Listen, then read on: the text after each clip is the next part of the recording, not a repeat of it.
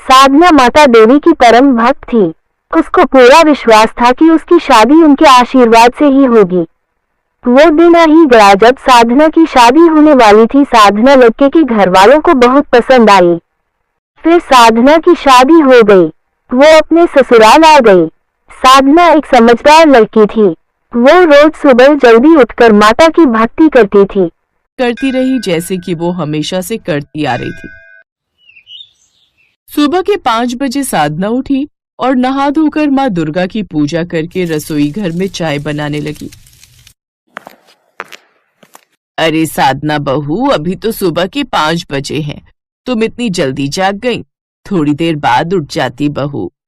माँ जी, मैं तो रोजाना इसी समय उठती हूँ, वो आदत है मेरी। साधना ने चाय बनाई और दोनों सास बहू ने मिलकर चाय पी। अब सब सोकर उठे तो साधना की सास सबके सामने उसके गुण गाने लगी। ये देखकर जेठानी सुधा ईर्ष्या से जलने भूलने लगी। बड़े अच्छे संस्कार हैं साधना बहू के। कहाँ पहले मैं सुबह जल्दी उठकर चाय का इंतजार करती थी और आज देखो सुबह के 5 बजे ही गरम गरम अदरक वाली चाय साधना बहू बनाकर ले भी आई।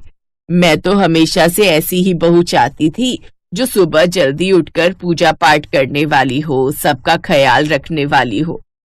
चलो अच्छी बात है, अब तुम्हें सुबह सुबह खुद चाय नहीं बनानी पड़ेगी। साधना बहू जो आ गई है, दोनों सास बहू मिलकर चाय पीना। सुधा बहू, तुम भी सुबह जल्दी उठने की आदत डाल लो, बहुत अच्छी आदत है ये। अच्छा, मैं बोल रही थी सोमवार को कुलगुरु अपने शिष्यों के साथ आ रहे हैं, पूजा का प्रबंध करना है। साधना बहू, हमारे घर के रीति रिवाज के हिसाब से पूजा के लिए प्रसाद की पूड़ियां नई बहू के हाथों से ही बनाई जाती हैं, इसलिए ये तुम्हारी जिम्मेदारी है कि तुम बढ़िया करारी तली हुई पूड़ियां तैयार करो। जी माँ जी, मैं अच्छी पूड़ियां तलने की कोशिश करूंगी। मुझे आशीर्वाद दीजिए कि मैं अपनी जिम्मेदारी अच्छे से निभा सकूं। पापा जी, आप भी मुझे आशीर्वाद दीजिए। मेरे होते हुए तुम अगली प्रशंसा नहीं पा सकोगी। मैं सारे काम बिगाड़ दूंगी। जब से ये इस घर में आई है, जिसको देखो इसी के गुण गा रहा है। सुधा, मैं कब से तुमसे पानी मांग रहा हूँ, क्या सोच रही हो? एक तो तुम हर समय मेरे पीछे पड़े रहते हो, ला रही हो, खुद से एक गिलास पानी तक नहीं ले सकते। पूजा की तैयारी शुरू होने लगती है। सब लोग लगे हुए थे। मैं ये फूल माला और पूजा का सामान ले आया हूँ, और कुछ रह गया हो तो बता देना। सब कुछ आ गया है, बस पूड़ियां तलने का घी तेल मंगाना भूल गई थी, वो भी लाकर रसोई में रख दो। संदीप घी के पैकेट और तेल की बोतल साधना के हाथ में देने लगा। तभी सुधा ने उसे रोक दिया। देवर जी, लाओ, ये घी और तेल मुझे दे दो, मैं रसोई में रख देती हूँ। आप अपने भैया के साथ मिलकर आंगन में दरियां बिछा लो। ठीक है भाभी, आप ये सामान साधना को दे देना। सुधा ने घी और तेल अलमारी में छुपा कर रख दिया। उसने रसोई से भी सारे घी के डिब्बे और बोतलें हटा दी और अपने कमरे में छुपा दी। साधना जब पूजा के प्रसाद के लिए पूड़ियां तलनी शुरू करती है तो उसे तेल घी कुछ दिखाई नहीं देता। साधना बहू, सारा प्रसाद बन चुका है, अब रिवाज के अनुसार पूड़ियां तुम्हें तलनी है।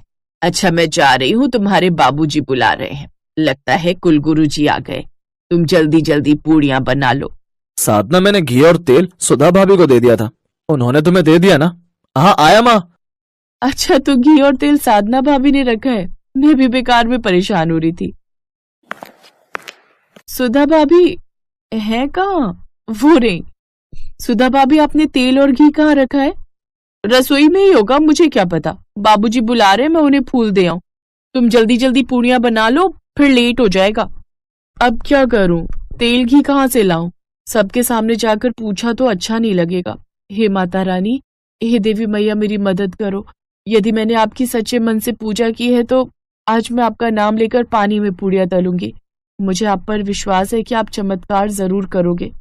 जय माता दी। जितना मर्जी अपनी देवी माँ को याद कर ले, वो तेरी मदद कभी नहीं करेंगी। ऐसे भगवान कभी मदद नहीं करते। ये सब कहने की बातें। वैसे देखती हूँ कि ये पानी में पूड़ियां तलेगी कैसे। साधना माँ दुर्गा को मन ही मन याद करके पूड़ियां पानी में तलने लगती है। देवी माँ चमत्कार करती हैं और पानी की कढ़ाई में पूड़ियां तलनी शुरू हो जाती हैं। साधना की आंखों में खुशी के आंसू थे। वो देवी माँ को धन्यवाद कहकर जल्दी जल्दी गरम गरम पूड़ियां तलकर निकालने लगती है। सुधा हैरान रह जाती है कि ये सब चमत्कार कैसे हो रहा है। साधना सबके लिए पूड़ियां लेकर जाती है। कुलगुरु अपने शिष्यों के साथ भोजन करना प्रारंभ करते हैं। महाराज, ये हमारी नई बहू साधना है, हमारे छोटे बेटे संदीप की पत्नी। आज रीति रिवाज के अनुसार पूड़ियां इसी ने बनाई हैं। अच्छा, कई बार मैंने भोज पर तेल और घी की तली पूड़ियां खाई हैं, पर पानी में तली पूड़ियां पहली बार खा रहा हूं।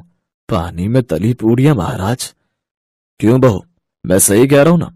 तुम पर देवी माँ की बहुत कृपा है।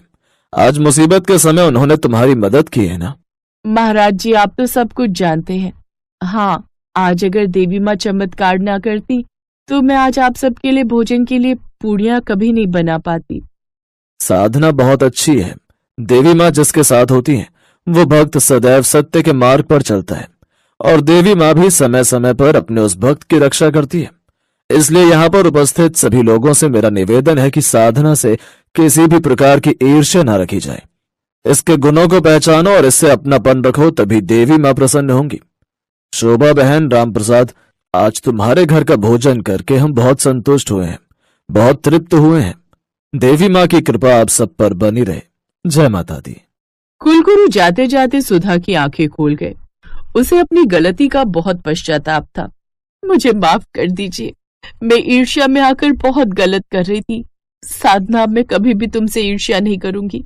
तुमसे तो क्या, मैं किसी से भी ईर्ष्या नहीं करूंगी।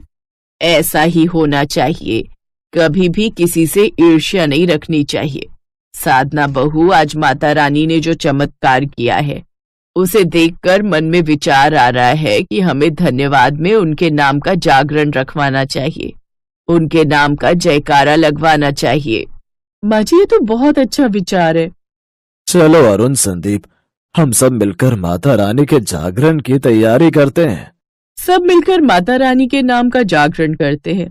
सुधा अपने व्यवहार को बदलती है और साधना के साथ मिलजुल कर रहने लगती है।